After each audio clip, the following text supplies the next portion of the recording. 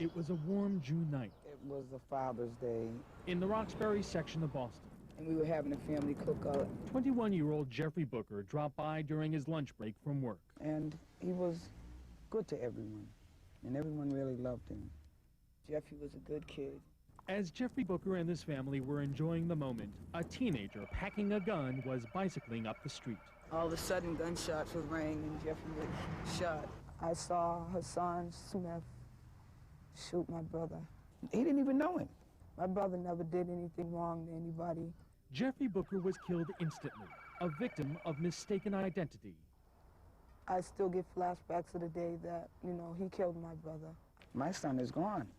It has really torn this family up. Sadly, stories like this take place all too often here in Roxbury. But nearly 8 years after Jeffrey Booker was gunned down on this very street corner, his case has taken a twist that is bewildering both his family and even police, a twist highlighted by a little-known and very troubling loophole in the law. How would you react if I told you that the person who killed Jeffrey Booker is on the list to become a Boston police officer? What?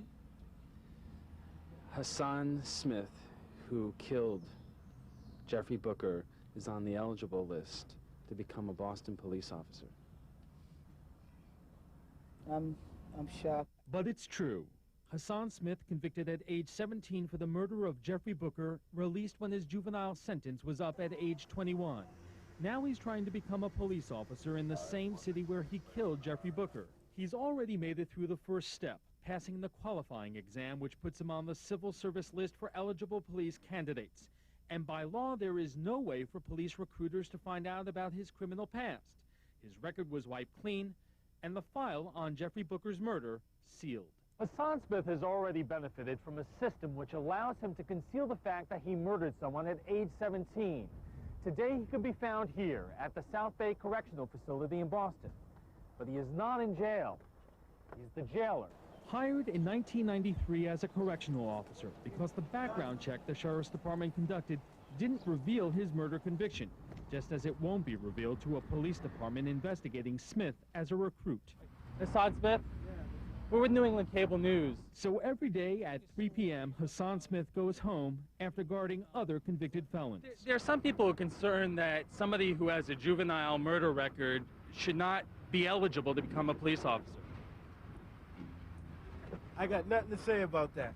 I think we, as administration in the police department, have a responsibility to our officers and to the citizens to make sure that we investigate applicants very carefully.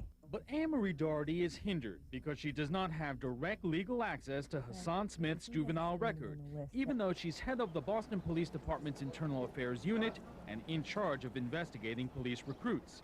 Smith is under no obligation to volunteer that information, and if by chance Doherty learns about Smith's criminal past, that information can't be used to deny him a job.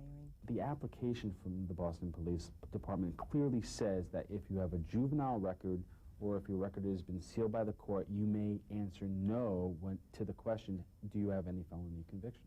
That's correct. After making it to the civil service list, applicants then fill out this form. When asked about any past criminal convictions, Hassan Smith can take advantage of this clause.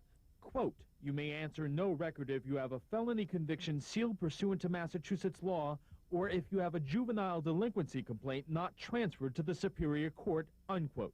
With a clean record on paper and a ranking on the civil service list, Hassan Smith is now in position to be appointed a police cadet as soon as his number comes up.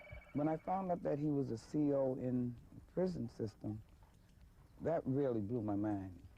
But for him to become a policeman, I can't understand how the law could let this happen. What would you have to say to the family of Jeffrey Booker, who is really very concerned about the fact that you could become a police officer? I think whatever I have to say to them is not the public's concern. To this day, Hassan Smith has said nothing. He has never apologized to Sonia Booker, and family members say they are not surprised.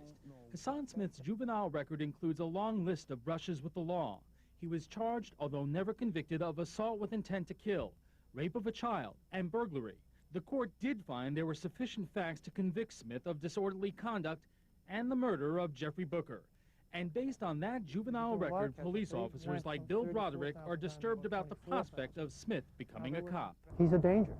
He's a clear and present danger to not only the public, but the other officers that he works with. There's also members of the Boston Police Department who are horrified at the prospect of you becoming a police officer. Well, they need to check themselves before they start checking on other people. Well, I mean, they're not God and they're not jury, so well, take it easy. Well, I mean, can I just ask you a couple more questions? Nope, take it easy. Police say they are concerned and claim to have ways of obtaining juvenile records. We wouldn't have had direct access to the juvenile record, that's correct. But at the same time, that does not prohibit us from running a check on each and every one of our applicants. Despite the fact court records are sealed, Doherty says the department will search its own files to see if an applicant has a history of juvenile arrests. Is that a fail-safe way of checking your background? Not really. That type of a search is very cumbersome. It's very random. And you're not necessarily going to be able to have access to all the reports. It's an impossible task. Is it possible that the Boston police may have hired someone as a police officer who has a serious juvenile record, perhaps even murder? I cannot unequivocally state that it could not have happened. In any case, state law is specific. Sealed records shall not disqualify a person in any examination, appointment, or application for public appointment in the service of the Commonwealth. Attorney Steve Weymouth, an advocate for juveniles, says this is the way it should be. I take the hard position that under no circumstance should a employer be able to look at one's juvenile record. Weymouth argues someone like Hassan Smith, who has been working successfully as a corrections officer, deserves another chance, including the chance to become a police officer.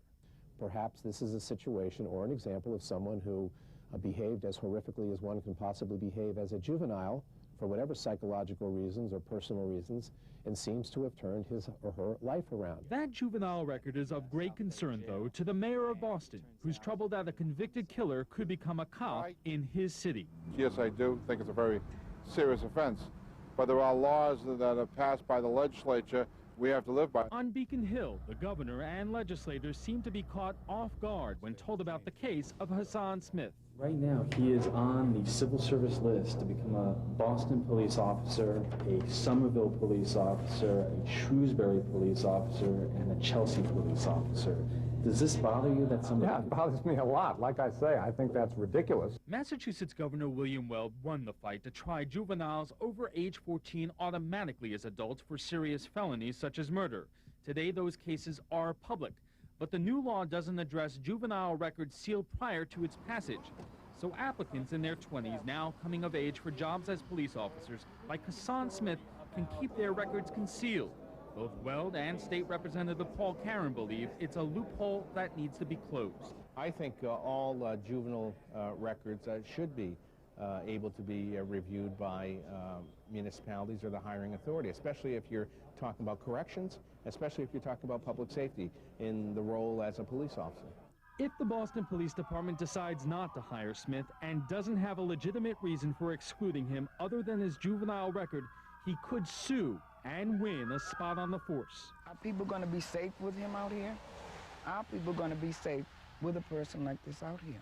It's that prospect which scares the mother of Jeffrey Booker, a young man whose murder left 2 kids without a father and a promising music career cut short when he was gunned down by Hassan Smith 8 years ago on this street corner. I have no hate in my heart, but the thing is, why should this person be walking around free, being able to do what he wants to do, to become a policeman? Why?